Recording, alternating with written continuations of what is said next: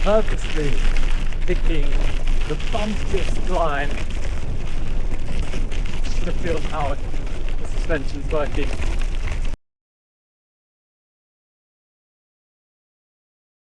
Yo, and welcome back to Dan Escapes. I hope you're all doing very well. In today's episode, I'm going to be going over the suspension stem and seat post from Redshift. Before I get into these products, I wanted to talk about the reasons why you would get suspension seat posts. And the big things are comfort. So a lot of people experience discomfort on the bikes, especially in the saddle area and up on the handlebar area. Here in the UK, and especially when you're going off-road, when it comes to gravel, discomfort is a big thing. I know I recently experienced it on a gravel ride and I was getting a lot of wrist pain, and that was due to an injury that I caused a while ago, and it flared up because the terrain was very bumpy and it was sending a lot of shock up through my wrist. Since riding this, I haven't had any discomfort, and I've been riding some really rough terrain. So I want to talk more about this product, and also in the saddle area. So today I've been riding up and down this track just to get some shots for you, and it is very bumpy. I'm not wearing any bib shorts. I'm going solo. I'm wearing boxer shorts, but I'm not wearing any bib shorts, and been riding this saddle like this, and I haven't had any discomfort there. So whether you ride mountain bike, gravel, road, or even commuting, and you're experiencing discomfort, these are some products you should seriously look at. So just to let you know, Redshift did give me these products. They're not sponsoring this video or paying me at all, but just to give my honest opinion of what I think of them. The first thing I want to talk to you about is the stem. It's called the ShockStop Suspension Stem. It's a bit of a mouthful, but we got there. And it's got about 20 mil of travel, so that will be very kind to your hands, and it is well needed, especially on very rough terrain. And it comes in two versions. You can either get this one here or the more expensive Pro version, which is lighter and has less travel. What's inside is different elastomers, so they kind of almost look like rubbers. You can get different weighted ones, so not in terms of weight, but kind of how much squish it has, and it will give you a calculation what you need depending on your weight as a rider.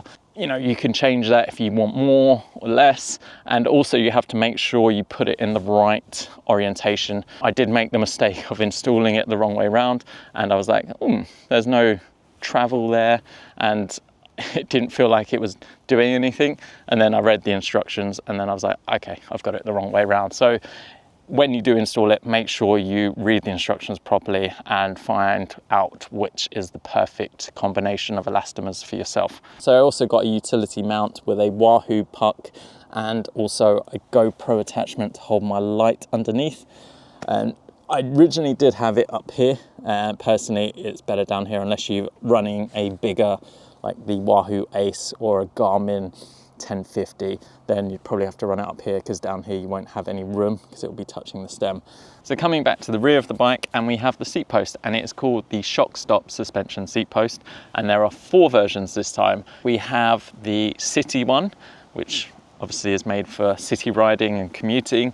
Then we have the endurance, and then we have the Pro Endurance, which is the one I'm riding here, and then we have the Pro Race, which has less travel. So the Endurance and the Pro Endurance have 35 mil of travel. They can be tunable, so you can adjust how stiff it is. So the Pro version is slightly lighter than the Endurance one, and it has more control over dampening, and it has a coil spring which reduces the sensitivity of the bumps as well. So that is quite nice, and I have been playing around with it.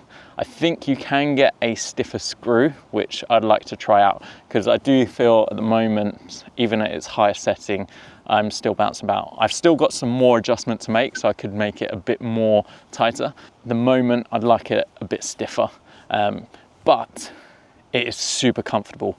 I'm finding it so nice, and it feels very good. The only downside is sometimes if you're not in the right gear and you're bouncing around, people do look at you funny. I've been on a group ride with it, and they were like, you're jiggling around a bit. So what are my thoughts when it comes to the suspension seat post and stem? Personally, I've really enjoyed riding with it, and I found it super comfortable. Plus the build quality is top notch, so it is justified in the price. And so some people, that might be quite expensive, But when you compare it to carbon counterparts, which don't make your ride comfortable, I think it is justified. So would I ride these on my normal setup? Definitely the stem. I've really enjoyed having it up there, and I think just having that little bit of travel just makes a world of difference, especially to my hands and my wrist. With the suspension seat post, that's another question, and it's kind of what you are doing. So if I was racing and wanted efficiency, I'd probably remove this and run just a normal carbon seat post. If I'm going on a long bikepacking trip, I'd probably put this on just to add that more comfort over the multiple days. And depending on what type of terrain I'm riding, because it's so easy to switch in and out, you can say if it's going to be a bumpy one, just add it in. If you're going with a fast group, pop a rigid seat post in. Also, I'd be interested to see what the difference is between the Pro versions. So there is the Race Pro and the Pro version of the stem. And I'd be interested to see what the weight difference is and also how it performs efficiently. For those people looking for comfort on just race times, it'd be kind of good to know if it's worth going down that option as well. Because I haven't tried it, I can't say if it's good or not. But personally, if you really want comfort, this is such a game changer. But if you want efficiency, this might not be the one for you. Let me know in the comments below, do you ride any suspension seat post or stem variation? Be interested to know what kind of systems you're using. Have you tried the Redshift stuff and what are your thoughts on it? Also, Redshift do an array of other products. One that's really interested me is the light up pedals. You can either run it with an SPD on one side and flat on the other. It's quite nice because they got white light on one side and then red on the other. And if you flip them around, it will change color depending on its orientation. That's one product I would like to get hold of, especially when you're commuting, because it makes you so much more visible with the moving lights. And I think that's what's going to catch drivers' attention more so than just having standard lights. That's it for today's episode. If you liked it, please do give it a thumbs up and subscribe to my channel, as it helps a lot and I appreciate it so, so much. Hope you're all staying safe, staying positive, having fun, and I shall see you in the next one. Bye. House. Hello.